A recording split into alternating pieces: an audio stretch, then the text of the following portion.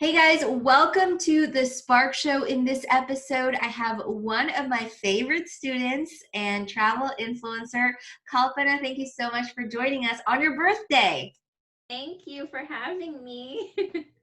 I'm such a big fan of yours. If you guys haven't checked her out on Instagram, it's Koco Travels, right? Yes, We'll put the link in the show notes with a K, and we'll put the link in the show notes so everyone can go stalk you. But first of all, I kind of wanted to just get your story on how you even started as a travel influencer. I know you kind of shifted a little bit. So tell us about your journey so far. Yeah, so like you had mentioned, Gwen, I actually was in beauty before I switched to travel because I'm a professional makeup artist, but I just don't freelance anymore and I don't post too much about beauty. It's still a part of my brand, but I felt that for my personal journey, the past 6 years, I've been doing a lot of solo traveling, a lot of, going to events and just kind of doing things on my own, and a personal journey with like a lot of self development that I was working on for myself just to figure out who I am and what I wanted to do in life and what I wanted to share with the world. And so that actually led me to change my brand from Koco Beauty to Koco Travels, because for me, it's not about the destination, it's about the journey. So it's the in-between part, the experiences. And that's what I want to share with my audience, not just, beautiful places to visit, but also self-journey along the way. Cool. I've had to put myself on mute because someone's barking at me, so I'm just going to grab him really quickly. So this will be edited out of the podcast, but for people watching the video, this is happening. Okay, cool. So thanks for sharing that with us. But what made you even start wanting to share on Instagram? So originally, when I started on Instagram, it was a hobby. It wasn't something that I actually thought that I could, it would be a platform where I could, share my personal voice, or even like work with brands or monetize. So I actually started over 6 years ago when I started blogging with beauty and posting on Instagram at that time. But I took a break and went into network marketing, and in network marketing, through personal development and working and training my team of consultants, that's where I realized I actually made an impact with other people and became an influencer. I just felt something was missing, and I went back to blogging and found my passion. So when I started seeing, coming back after 5 years, that there were so many people making income from, blogging and influencing, I was like, well, if they could do it, I could do it. So I wanted to learn exactly how to do it, but not do it by myself. And from doing network marketing for 5 years, I learned from top millionaires, from the best in the industry, and going to so many different trainings and conferences. I wanted to learn from people who already knew how to do it, had a system, and were having success. So I started actually putting it out into the universe, and I started, I believe in law and attraction, and it started to come my way. So I started doing programs by other top influencers and bloggers, first learning what I wanted to, blog about, figure out my niche because I didn't know where to start. Also how to use Instagram to my advantage and like learn everything about Instagram as an influencer and blogger to work with brands. And then I was ready to learn how to get sponsored and get paid brand deals. And that's when Gwen showed up.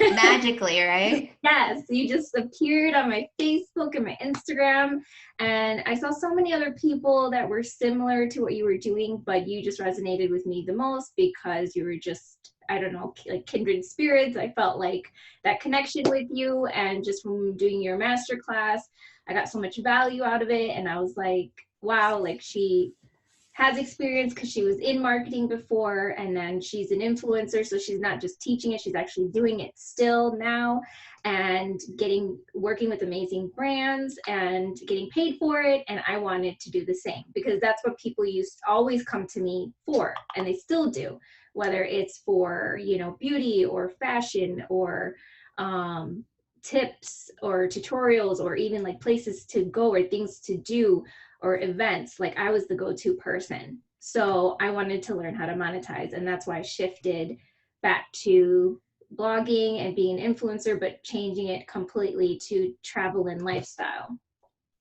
Awesome. So a question that I have for you, which I think will help a lot of our listeners out, because some people are like, you know, I'm going to try and figure this out myself, and I'm just going to do it myself. I don't want to invest the money in hiring a coach or working with a program. So what made you decide to invest in coaching and not try to just do it yourself? Well, because like I said, I didn't want to spend years trying to figure this out on my own. And, you know, because I knew that would waste a lot of time, and I wanted to learn how to work smarter, not harder. And the best way from also, like I said, like from being in network marketing and getting personal development and learning systems, I knew that if you had a strategy, if you had a system, you had coaches, people that could keep you accountable, and you had a team of people, a community that could help you reach that goal together versus alone. I was like, why wouldn't I do the same here? So I invested a lot of money when I was doing personal development. So this is kind of the same thing. I'm investing in myself. That's going to be a huge ROI for myself if I stick to it and actually do it. So if I'm going to put money into this, into myself and my personal brand, then I'm going to take it more seriously, because, you know, learning from my experience in network marketing, when we used to sign up people for free, no one actually did anything. They didn't really take it seriously. They didn't stay consistent. They fell off. And that's basically the same principle with anything you do. I just saw that if you, even going to the gym, for an example, like I've paid like a lower rate at some other gyms, but never really went consistently. But when I paid a premium price at one of the elite gyms, like Lifetime, I took advantage because I was paying that price. So I took it more seriously. I took advantage of all the amenities, even a personal trainer, and just their cafe, their salon, their classes, everything. Like that was the longest commitment to a gym I've ever had, but that was because I invested a lot more. So from personal experience and just seeing it for myself, it was worth the money because I got a better turnout or ROI in return. So I definitely feel that anyone who's trying to figure this out, and I even share this to anyone who asks me as well, like, you don't try to figure this out on your own. It's worth the investment. If you're serious about it and you don't want to do this as a hobby and you really do want to turn it into income, then follow a strategy. You know, it's worth the investment in yourself to learn from someone who's doing it, who's teaching other people how to do it, who's having success working with major brands, versus trying to, do it on your own and then give up. Right. Because like I feel like most of the people that are still looking or researching or like making a decision or thinking about it, like they don't end up taking action. And so I love how you have gotten to the habit of investing. I feel like it's a habit we have to form because some people are not used to it, right? If you're not used to paying, aside from like maybe college or school. But if you think about it, personal development is school, because we can never stop learning how to improve ourselves. So speaking of results and ROI, Kalpana has had some amazing results in my program. Let me just say that she's one of they call her teacher's pets in my group, because she does everything I tell her to do. And because of that, she is one of the most special success stories that I flaunt to everyone, because I think like I love sharing my students' stories. And one of that is getting a brand deal under 1,000 followers. And people think that, oh my God, that's not possible. So what would you say to people who are like saying that it's not possible to get brand deals unless you have a ton of followers? Well, I honestly thought that it wouldn't be possible, but I turned the impossible into possible as my own example. So I think it has to do with mindset, and because I was already in a better mindset because I've been doing so much personal development, I was being consistent. I wasn't trying to copy other people. I was being authentic and real to myself. I knew who, because of your programs, I knew like who my target audience was, and really figured out and narrowed down my niche, and just showing up every single day. And I love it. It doesn't feel like work. It's something I truly, truly love. So it's exciting, and I love, posting and sharing stories. I think that was the biggest thing.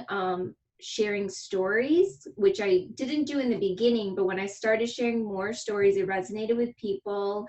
I wasn't trying to sell. I was following the 80-20 rule, but from feedback that I got, even from my own audience, they were like, never feels like you're selling to us. It just feels like you're sharing a story. And by the end, I feel so intrigued, and I want to learn more, or want to like get that product, or try that service, or whatever it is, whether they convert or not, but they resonated, and they didn't feel like I was just trying to sell them, like, go here to my link and buy. Like, there was always something like a value that I was adding to them, that they resonated with. And I think when I started just following the strategies and systems to attract brands, as well as pitch to them and not be scared to get rejected, and just apply it, brands started to see my content, and the quality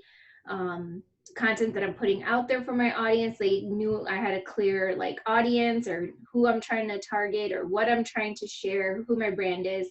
So it just made it easier. So it just happened by default, by following the system and showing up consistently every day.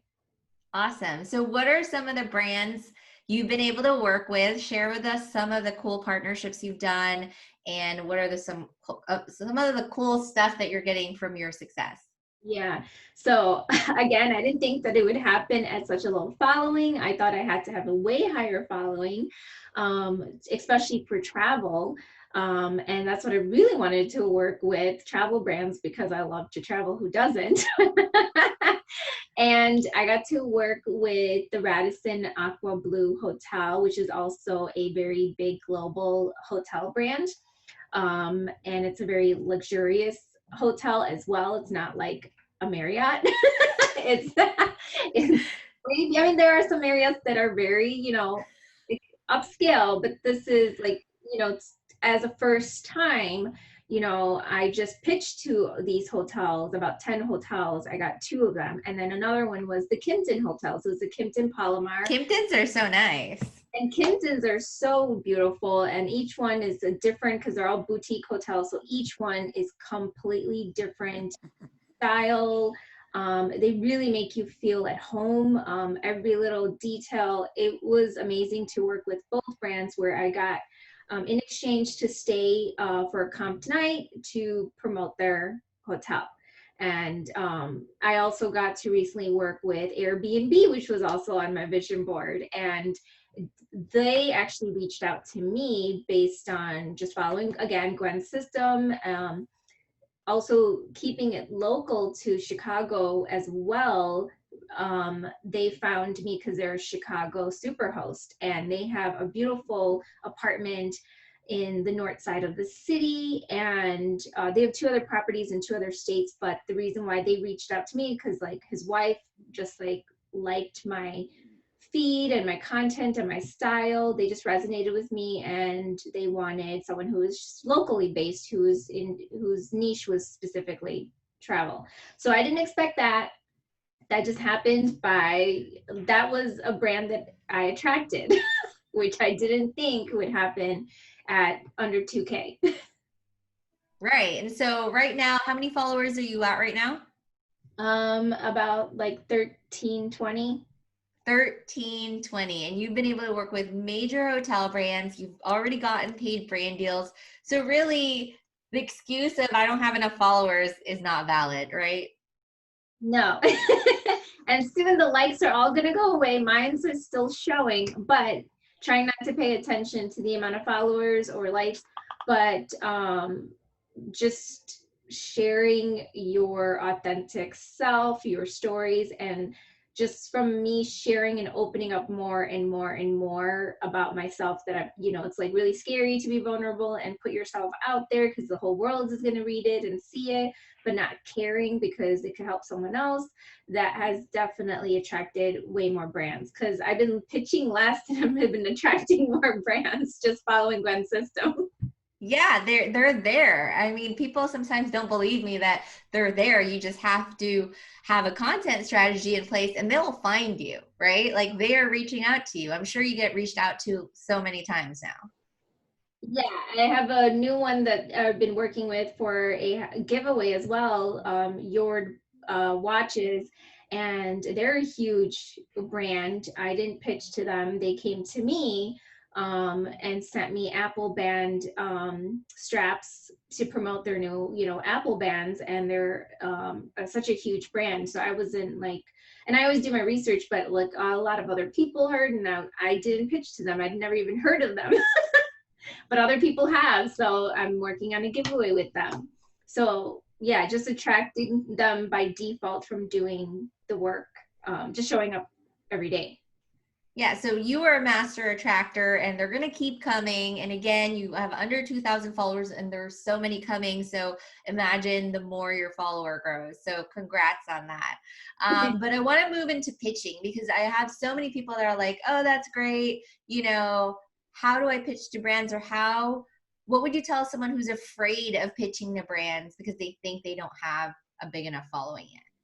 So yeah, I was scared too, but again, I just tried to put myself out of the equation because again, what I've learned through personal development and over the years, it's not about me. It could be a different situation. Maybe I'm not the right niche. It could be that they do, sometimes it could be that they want a certain amount of following, and that's okay. It's not, the timing's not right yet. I've been pitching, and following up with some brands that I really want to work with that are massive, like Fresh, and Abercrombie and Zara. I'm not there yet, but it's okay. Like I'm still following up. Eventually, I will work with those brands. Just not right now, but I'm working with other brands that are similar. So just any brand that I already currently use and wear, I have been reaching out and pitching to them because it's something that I'm already organically talking about and promoting. So just taking a chance and reaching out to those brands, and that's how by default I'm also attracting other brands because they're paying attention when you're engaging with those brands on Instagram, like liking or commenting on their posts or their stories. They are watching to see who is, engaging with them. So that's how they reach out. And just taking a chance. The more brands you pitch to, I try to do 10 at a time so that I have at least a few, maybe like 1 to 3 that will respond and say yes. So the higher amount of brands you pitch to, the better results you have, where you have at least a few that are going to respond, not everyone. And that's okay. But just taking yourself out, that it's not, I love what Gwen always says, it's not rejection, it's just redirection. Because it's going to lead you to something better. And every time someone says no, it just means not right now. And another door opens for me because I'm not stuck on, oh, they said no to me. Like I had a new opportunity, something that's even better and bigger that I didn't expect comes my way. I love it. You sound like me. I love how you're repeating things I'm saying. I'm like, yeah, teacher's pet. That's good. And also, like, Kalpana does the work, you guys. Like, that is there's a couple of things that I want to backtrack to. So one, she does the work. She's obviously pitching. She's posting every day. She's showing up. She's being vulnerable. She's building that community. She's doing the work. So that's number one. And then two, you talked a lot about, you're attracting the brands because you're doing the work and you have a strategy in place, which is super, super important. Then with the pitching, you're pitching regardless of the outcome. So many people are so scared and stuck because they're like, oh, like, what if they say no? But you're saying, well, what if 2 out of 10 say yeah? That's great, right? And that's what I think we should be aiming for. Not like that 2 out of 10 is, you know, bad or good. It's just it is what it is. And as you grow, you might be able to get more, or maybe it's just not the right timing for the brand, like you said. So I mean, those are some amazing tips. Like those 3 things, I think, as like a micro influencer, and you're already getting paid brand deals, and you're already like reaching out and building a relationship with the big brands now, you're doing amazing. So congrats on that. And it's her birthday, so I'm gonna keep like, you know, pulling out all the stops and complimenting Kalpana. So that reminds me too of like my story with Nike. Like I have been tagging them ever since I started, and it took 4 years for them to notice and to reach out to me. And so a lot of these big brands, like, it does take them time. It takes time for the situation or the campaign to work. Like, you don't know what's going on in their marketing department. They have their own plans and their own strategies. And this is what I always tell my students, like, it's not about us, right? Like, if it works out, great. If it's not, let's talk to other brands. And there's always other brands out there. So let's talk about aspirations. So like, what are some brands that you haven't mentioned yet would you love to work with? Let's put it out there in 2020. So some brands that I would love to work with is, of course, airlines. So like United and American Airlines or Southwest, because I'm thinking global because I want to travel the world. Definitely other major luxury, you know, hotels or even Airbnbs around, like resorts, thinking bigger in other destinations. Also, I'm obsessed with Tom Ford and Chanel, like beauty. So that's another 2 brands I really want to work with because I wear their products all the time. I use their products all the time. And that's where kind of the inspiration came from for Koco. It's a combination of Coco, Chanel, and my name. So just makes sense. So those are some big brands. I have to think of more, but I have a list of a ton of brands, and I'm hoping by the end of 2020, I will work with Fresh. Who knows? Amazing. So another thing that you're working on, which I'm very, very happy to be working with you on, is the launch of your community, and something that's going to be coming up this year, depending on when this is airing. So tell us a little bit more about this new community that you're building now. So this is an extension of Koco Travels and what my personal brand represents, which is encouraging and empowering women to inspire them to get out of their comfort zones and to venture off confidently, to do things, you know, whether it's like taking themselves out for dinner or to a movie or going to an event with, you know, by themselves, and just mingling with new people and not being afraid of what other people might think. Or also the biggest thing is traveling somewhere on their own. And I've been doing that on my own for the past 6 years, only because I don't like to wait on anyone. So if family or friends or, you know, the timing isn't right and we can't, you know, the schedules don't work, I don't want to sit back and wait. I want to go and do it. And from that community, before I even started the community, I actually started networking a lot right here in Chicago and building relationships and connecting with other women, like-minded women who are also influencers and bloggers. I love meeting new people all the time, but I wanted to bring them together. I'm in so many different communities in Chicago, but I wanted to bring all those communities together instead of all being in different cliques. So I started the Solo Queen Travel Society. And that's a lot of it is, you know, us coming together, but it's not just for influencers, it's for all women. I want it to be everyone. I want it to be inclusive of everyone. It's also a place that we can come together and share personal journeys, be vulnerable. It's a safe space. It's a place where we can, you know, engage with each other and take a life of its own, have meetups, you know, in different cities, wherever, you know, we might be traveling, because it's not just Chicago based. I have people from all around the world because of the relationships and connections from Instagram and Facebook and LinkedIn. But mainly Instagram, because I love how it brings everyone together and it feels like you know each other, even though you've never met. Like, I met Gwen after a year. And finally, and it was so amazing to meet in person, and all the other amazing women, you know, from the programs that have been on the same journey. So it's exciting that, you know, we were able to come together in person, and that's what I wanted to do.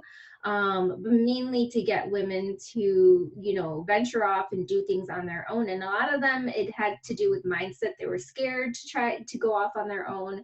They were afraid of what people might think if they're doing something on their own. And, you know, I feel like it actually makes you stronger when you're doing these things on your own. I actually got more clarity. I experienced so many things that I wouldn't have done if I went with someone else. It was just something that was more personal. When I was doing solo travel as well, because I got connected with myself again. I think I also, because I really needed to find myself, and I was only able to do that on a solo journey versus going with someone else. And I think a lot of us need that, even if they're in relationships or have partners or whatever. Like, I feel people get lost in that, and they tend to lose themselves. And this is a great way to kind of find yourself again, and like what you're passionate about or what you want to do and get clarity. Is sometimes we just need that self journey, and the best way is to do solo traveling. I love that. Well, we will put a link in the show notes to the group so that you guys can join if you are interested in meeting other people who are interested in solo travel and doing stuff on their own, which I think is very, very important and very healthy. And where can everyone find you online? So on Instagram, it's Koco_travels. That's with the KKOCO_travels. And then you can find me if you want to join the group on Facebook, which is Solo Queens Travel Society. Awesome. And we'll link to everything so you guys, it'll be easy for you guys to find. So thank you so much, Kalpana, for joining us today. And thank you guys so much for listening to this episode of The Spark Show. And I will see you in the next one.